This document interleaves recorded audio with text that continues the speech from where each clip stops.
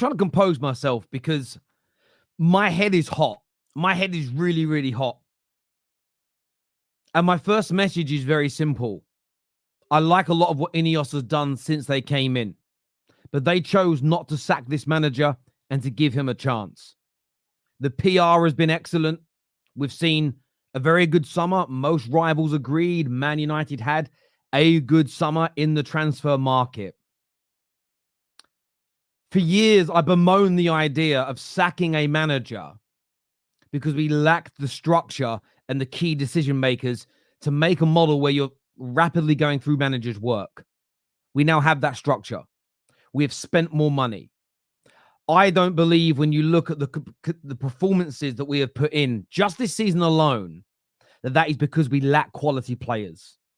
Doesn't mean we're the finished article. Doesn't mean I think we're as good as Man City, Arsenal, or Liverpool, or Chelsea right now. But we should be able to play better football than that. Ineos, you need to stand up now. You need to dismiss this man. It isn't going to get better versus Porto. We're not going to become more consistent against Aston Villa. And although I said in the build-up to this game, there was this part of me that wanted to lose. And it goes against every fiber of my being wanting Man United to lose. My rationale is, even if we won today, even if we were very good today, I don't believe that Erik ten Hag is ever going to make us a consistent team. And on the field of play today, we saw that. We didn't know when the press trigger was.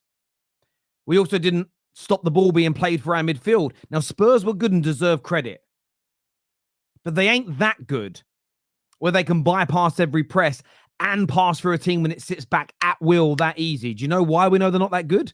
Because it isn't like they've been doing it all season. And I'm not trying to take anything away from Tottenham. Please don't think I am. Thoroughly deserve their win today. But this team had no idea what they were doing. Poor in the press. Easy to pass through. And they look confused. Now, in any walk of life, if you don't know what you're meant to be doing, confusion sets in and performance drops. You could be the best salesman in the world, 10 years straight, number one, or whatever company you're at. If you come and join my firm and you only learn about 1/3 of the products, you only know about half the process, and everything's confusing, give it time and your performance will be hindered. And that is what I saw from these players tonight. A bunch of players that were almost looking at each other saying, what are we meant to do? Press, sit back? They were caught on the in-between. Awful. And that is the manager. That is the manager 110%. Why we are always, no matter who the players are, just purchased or old. Why are we always half a yard too slow when one of our front players gets bypassed? The next player coming in the press is always half a yard too slow, irrespective of the players. And a lot of Man United fans will do it today. Oh, I hate Rashford. I'm going in on him. Do you know what? I hate Bruno. Perfect opportunity to go in on him.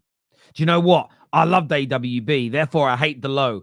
I'm going in on him tonight because he was poor. It's just ridiculous.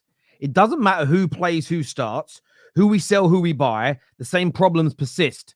Therefore, we know it isn't a player issue. Most of the players that leave us look better. Most of the players that go out on international duty look better. And I've seen them all play better consistently for other teams. This is on the structure of this side. The rebuild is new under Ineos. Ten Hag isn't. And he absolutely has to go.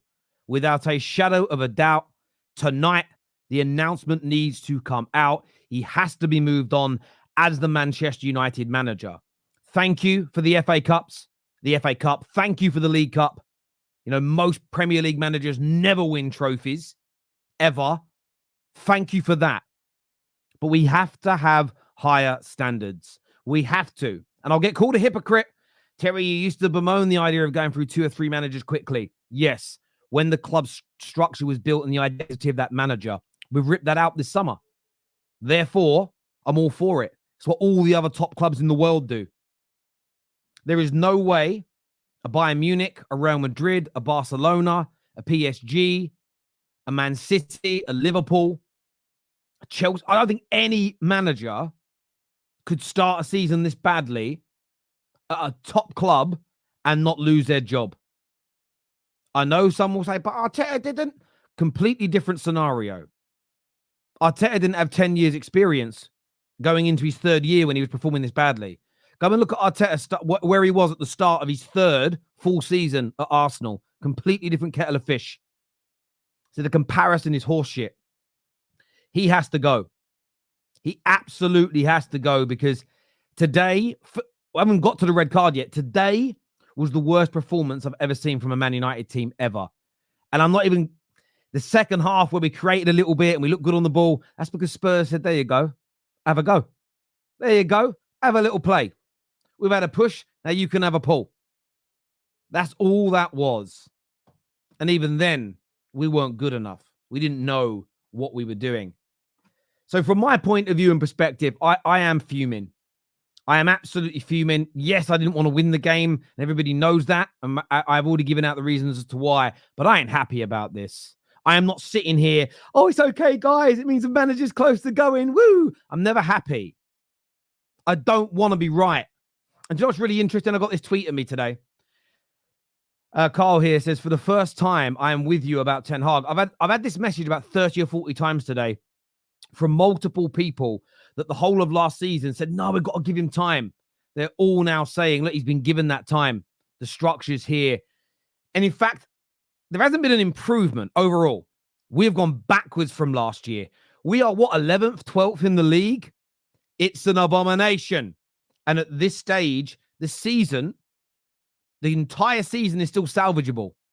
But we must act now. In terms of the goals and stuff, look, the first goal, Mickey van der Ven, absolutely amazing. That run from him was colossal. It was out of this world. An absolute star of a player. He deserves so much credit for it. Brennan Johnson, 4 and 4 for him. From a United point of view, I mean, look, Rashford should have tracked back. Ugarte and De Ligt run past too easy. And then Delo, Delo was holding his hands up. Anyone who's defending Delo here, you're crazy. He didn't track his runner. All of them culpable in that. And absolutely. The remaining goals, look, we were down to 10 men. We tried to attack. There were spaces. I'm not too concerned about that. The red card, could that have changed the game? Look, no one on Sky Sports thought it was a red card. I'm changing my mind every 30 seconds. He slips, he flicks out a leg. I can understand the rationale as to why some people think it is a red card for serious foul play. But his studs aren't facing the player. His ankle hits the shin. People keep saying it's knee height. I'm like, no, it's shin height. I suppose you could say it's a little higher because his legs off the ground. I don't think it was a red card. Personally, I understand why it was given, but I still don't think the game would have changed. And that's, I wanted to mention the red card because I think inconsistent and poor decisions this season have to be called out irrespective of the result. I think if that card went the other way, people would be, and Man United went on to win, people would accuse Man United of cheating. They would say that Spurs were robbed. But look, it is what it is. I mean, the interesting thing now is Bruno misses 3 games. Let's see if all the people that think Bruno's the problem are now right when he misses the next 3 matches. Let's see if we suddenly improve and become this amazing team. Who knows? But for me, look, if I was in charge of Man United tonight, I would be sacking Erik ten Hag. I'd thank him. I'd give him his severance package. I'd say, listen, thank you. Clear your locker. You can say goodbye to the players, but we have to move on from you. Give it to Ruud for a few weeks, or go out there and break the bank for another head coach who can improve this team, the structure of the team. You know what's really interesting? I've said this for years. The structure of the club had to be fixed first. Then you start focusing on the structure of the team. Then you start focusing on individual players. And you've got to get that pyramid in place. We've done the structure. Now we have to get a manager that sets us as a club. Now we need to be set up on the pitch, in and out of possession, where we look strong and resolute and there's consistency. Then within that consistency, you can say, do you know what? Garnacho's not the guy. Do you know what? Bruno ain't the man. Do you know what? Delo ain't it. Hypothetical examples there. And you can plug and play. The problem is we've been such a mess for so long. It's all been so up in the air. It's been impossible to sometimes nail down exactly what your thoughts, feelings, and problems are. But look, for me, the manager has got to go. The manager is done. Ineos, please sack him now.